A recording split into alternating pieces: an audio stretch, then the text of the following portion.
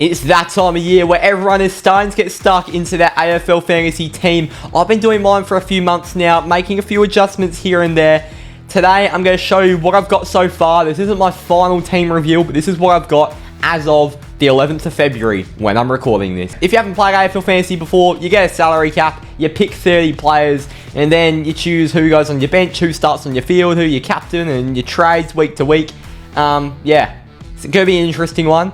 Give me your thoughts down in the comments whether you're an experienced fantasy veteran or it's your first year. And if you do want to join the official UCATT AFL Fantasy the League, the pin is up on the screen right now or the link is at the top of the description. I'll be giving weekly community posts, giving a shout out to the weekly winner of the competition, as well as my trades, my score, and my rank. Now this team's been very interesting to construct. Number one, there are barely any forwards available this year that are viable picks.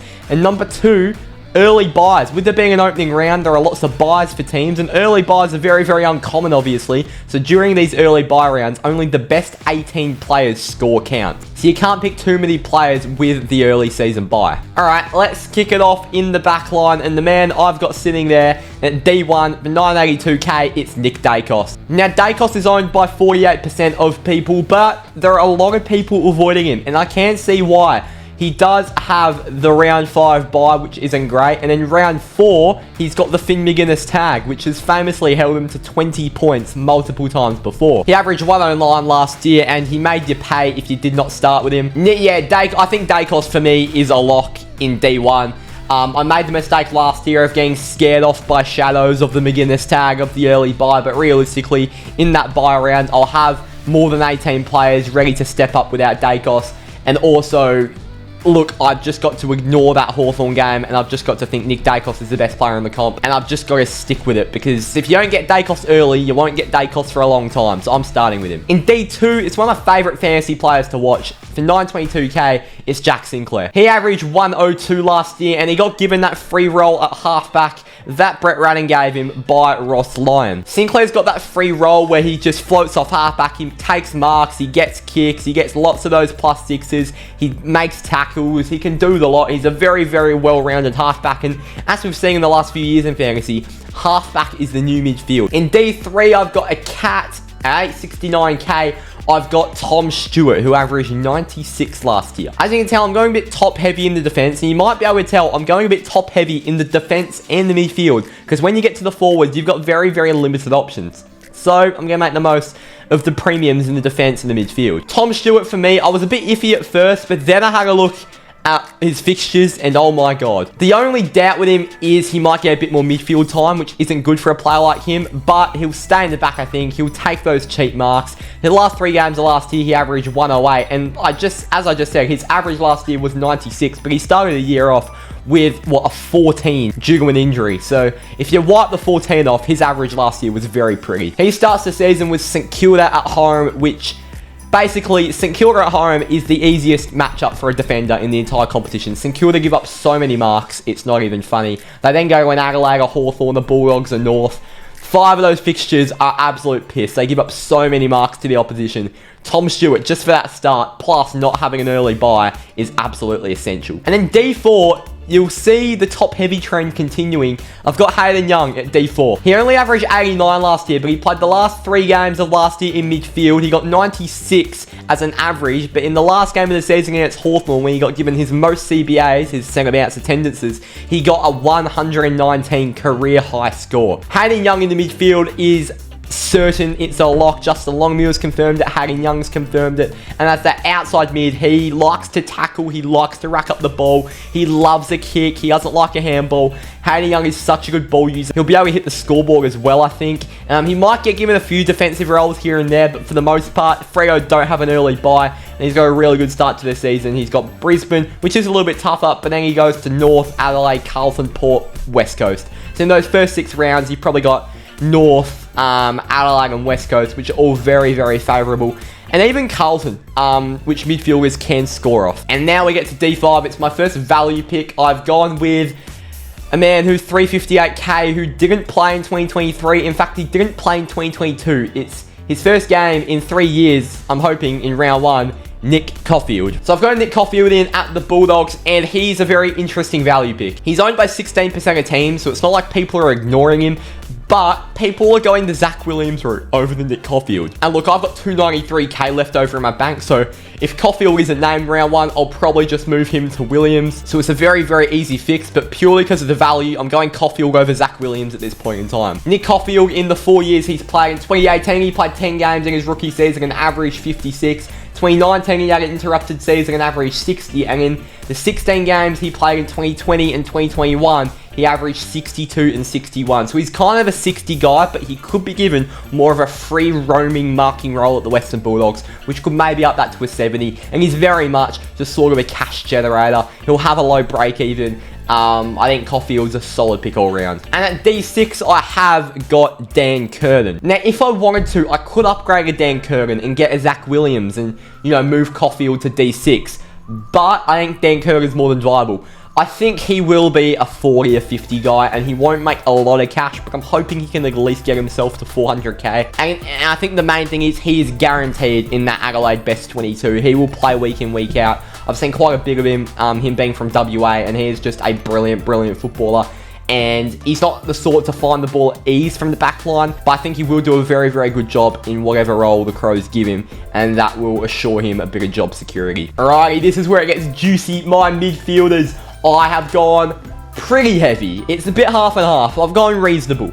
M1, 1.02 million. I'm spending the big bucks, average 113 last year, and probably my favorite player to watch from a fantasy point of view in the competition. His name is Zach Merritt. What a player Zach Merritt is. He finds the ball at ease. He's a hard worker. He breaks through packs. He loves a tackle. He loves a kick. And he is that #1 Bombers ball winner. I have zero doubts in my mind that I was okay with spending the big dollars on Merritt, especially not having the early buy. The only little iffy one is that Zach Merritt has Hawthorn round 1. If Finn McGuinness is in that Hawthorn side, McGuinness is going to put a hard tag on Merritt. We shouldn't be scared of taggers anymore. That's except if you're Finn McGuinness, because Finn McGuinness holds anyone to a low score. But after that, he's got Sydney or St Kilda. It's more of a favourable start to the season for Merritt. He'll win the ball at ease. M2 from the Giants, give me Tom Green. Now, people are scared off the Nick Dacos's to Tom Greens due to the early buys I have because of opening round. For me, I see this as a massive opportunity to get some absolutely elite players that nobody else will have because they will overthink the buys. The buys are not that bad. You can go and get yourself a Dacos, you can go and get yourself a Green, and you can still get 19, 20 players on your field in the week where they're just counting the best 18. I think Tom Green, he's only owned by 20% of people, Tom Green, and I think if the early buy wasn't a factor, he'd be owned by about 50, 60. He's $1 million, but I think he's worth every single penny. He starts the season off by playing North Melbourne and West Coast. I mean, that's juicy. He then has the bye. He then has Gold Coast and St Kilda, who are two more of the easiest teams for midfielders to score against. Gold Coast might change a little bit because of Damien Hardwick, but I think the principle's the same. Gold Coast are a reasonably easy team to score against, and St Kilda are one of the easiest. M3, 986k, Rory Laird. I spent over $1 million for him to start last season, and he got 50 in round 1. Oh no, 100 because I captained him. But that shouldn't be an issue for Big Rory this year. Along with Zach Merritt, he's just that really pleasurable fantasy player to watch. He loves a kick. He loves going in. He's a tackle machine. Zach Merritt, what an incredible player he is to watch. He starts the season off with Gold Coast. The start of the season fixture-wise isn't that easy. He goes Geelong, Freo, Melbourne, Carlton, Essendon. But I think Rory Laird doesn't need good fixtures to score. He ended last season with a 3-game average of 118. Rory Laird will score at ease. And M4, an absolute value premium, an absolute steal, an underpriced premium, you could say. 898k, Zach Butters. Ended last season averaging 113 in his last 3. He does have stints in the forward line, but he sort of pushes forward into the stoppages. He does like playing that role. And Zach Butters loves a clearance more than anyone. He loves a tackle more than anyone. He loves winning a free kick, I tell you, and the scoreboard impact is undeniable. Zach Butters, he has to be in your team. And now we go to M6, and this is where people gamble with the risky mid prices. I almost, in this position, went with Carl Amon. Carl Amon, to end last year, played the last 3 games of the season on halfback. He averaged 121. My worry is, with Will Day out of the team, he could make a few rolls into midfield, and Amon doesn't score that well in the midfield. He's a halfback man. If Amon's playing halfback, and we know he is for certain in round 1, he'll probably be in my team. But instead, at M5, I've picked George Wardlaw. It's not often I'm this keen on a second-year player that only averaged 65 in his first season, but he had limited games due to injury, and he's that hard-working, massive body, tackling, kicking machine. He could up his average to a mid-80s this year, and I fully believe that. He could make so much cash. It's so important. Basically, making or breaking your fantasy season is picking the right mid-pricer. And I'm just hoping George Wardlaw is that guy. I'm placing a lot of faith in him. M6, I've got another Roo. I've got Colby McKercher. And in my opinion, he will be the rookie of the season fantasy-wise. He will generate the most cash. Obviously, everyone's going to have Harley Reid in their team because he's eligible to play forward. But I don't think Harley Reid will be that high scoring. Colby McKercher will be that absolute ball magnet that is rumoured to be playing halfback, which is just... We saw what Sheasel did at halfback last year for North Melbourne. If McKercher can get anywhere near that, oh my god. I had Sheasel from round 1 to round 24 last year. If I can do the same with McKercher, I'll be over the moon. M7, I've gone with Riley Sanders from the Western Bulldogs. Again, a rookie that just loves the pill. Only little worry about that is that his coach is Luke Beveridge, and he could chuck him back pocket, forward pocket, ruck. Riley Sanders could go anywhere when Luke Beveridge is your coach. M8, I've gone with 284k from the Dockers, Jeremy Sharp. Picked him up from Gold Coast as an SSP, and from what the sounds are in the Dockers preseason, the wing is very competitive, but the favourite to be there round 1 is Jeremy Sharp. I've always rated Jeremy Sharp massively. I was over the moon when we got him, and we've been chasing him for a few years. I think we're going to give him that spot round 1. He's a hard-working, hard-running, good ball user on that wing. I think Jeremy Sharp deserves to be in my M8 position. By the way, I won't be showing you my bench today because they're just a bunch of placeholders. I haven't put that much thought into it. I'll get around to that when the round 1 teams come out. I've got 300k in my bank to work with. Let's go to the rucks, and it's interesting because there aren't usually this many options in the ruck department in fantasy, but there are a lot this year. I think it's Tim English and your Rowan Marshall, who are clearly the 2 best rucks in the comp. They're well over $1 million. I don't think you can pick either of them. You then got Nankervis coming in at 923k, too much. You've then got Darcy at 861. Decent value, but body issues are a big thing. And Kieran Briggs at 849, I don't hate it. You then move to 2 value picks people have been talking about. Matt Flynn, 646k at West Coast. I do worry about the split he might have with Bailey Williams. And the big value man is Tristan Xerri at North Melbourne. Now Todd Goldstein's pissed off to Essendon. Xerri's got the #1 ruck mantle. We saw what he did in that, quarter and a half or whatever in round 1 last year. He was absolutely dominating. He's very good value, and I see the upside of going there. But I've gone with the old-fashioned set and forget Gordon Grundy. Double G, Gordon Grundy. It's beautiful to have it back. You obviously couldn't do it last year because they were on the same team. But Grundy solo ruck at Sydney for 677k. He's got no risk of being moved forward. He's a solo ruck. Peter Laddams isn't going to chop out. We're in business. Just a reminder what Grundy went on averages from 2016 to 2021. 101, 106, 120, 122, 91 in short and quarters, and 107. Brodie Grundy is an absolute beast. He is the biggest lock you'll ever get. Don't even think about not having Brodie Grundy in your team. And then M1, I've got Gorney at 831k. I see a lot of value in Gorn. I mean, #1 ruck, Max Gorn for 831k. Obviously, he shared a lot of the load with Grundy last year. That's why his average was down. It could have been even lower if Grundy played more games. But I mean, wow, I'm really optimistic about this ruck department I've picked. Do I see Tristan Xerri making his way in for a Max Gorn and going double value, Grundy and Xerri? Potentially. I do see that if it opens up another move elsewhere on my ground. But I'm happy with Gordon Grundy for now. By the way, if you want my full AFL Fantasy team reveal, I'll have that out closer to the season. If you don't want to miss it, make sure you hit that subscribe button and like if you're enjoying the video so far. Let's go forward time. 809k F1. It's a very cheap F1 because we've got no forwards this year. From the Gold Coast, Sam Flanders. He averaged 90 last year. That was half a season not playing full-time midfield. He played half a season full-time midfield. And he was arguably my favourite player I owned last season. Not the highest scoring, my favourite player to watch. Because what he did was just out of this world. And it got even more sweeter when I vice-captained him in the last round of last season. And he picked up a 149 for me. Sam Flanders, I love him. Question marks over whether Hardwick will give Flanders that full-time midfield role. And we know Damien Hardwick and Richmond weren't the most fantasy-friendly team. But Flanders has been training midfield all season. I'm backing him for 809k in a season where we've got no forward. F2, 638k. This is how thin the forwards are. Connor McDonald, F2. He averaged 71 last season, but he played a bit of full-time midfield to end last season, and he was averaging low 90s. He's been playing full-time midfield all pre-season for Hawthorn, especially with Will Day out for the first 4 weeks. He's a brilliant pick, and from what people are saying, he's dominating in training. I'm really optimistic about Connor McDonald. F3, 454k, James Jordan at Sydney, averaged 50 last season. It's interesting. A lot of people will pick him, but that doesn't mean the risk element isn't still there. He could be paired out to a wing, half forward, forward pocket, or he could get that outside midfield role. It's really interesting to see where James Jordan will play. Opening round will be a big indicator. Obviously, opening round doesn't go towards any fantasy scores, so we can watch on, see the role Jordan has. And yeah, it'll be really interesting. F4, this is my most risky selection of my entire team. He is owned by 0.65% of players.